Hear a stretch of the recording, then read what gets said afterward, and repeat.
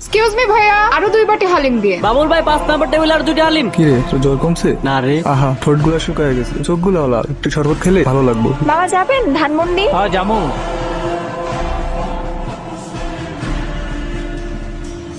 মনে আছে তো, আজকে বাবুর প্রথম রোজা, বেশি করে ফ্রুটস আনবে কিন্তু। কষ্ট হচ্ছে বাবা? না। না মানে আমি কি বুঝি না? মুখটা শুকিয়ে এতটুকু হয়ে গেছে। আজ কি খাবে বলো? পিজা খাবে? এই রিকশা রাখেন রাখেন।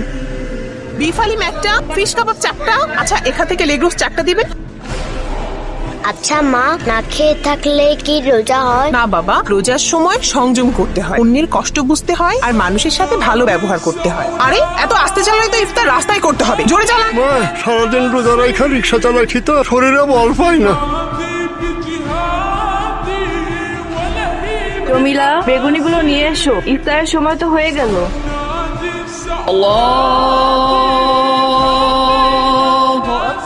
ইফতারটা করে নিন আঙ্কেল।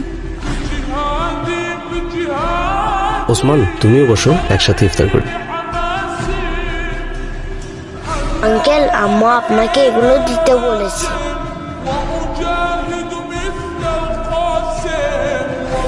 ও কোথায় গেল? ভাইয়া, ইফতারে জ্বরের মধ্যে শরবতটা খান, ভালো লাগে।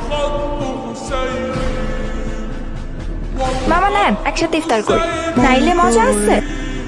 তুমি না, তুমি ইফতার করবে না? আমার না, করবো তো। তাহলেই না তোমার প্লেট।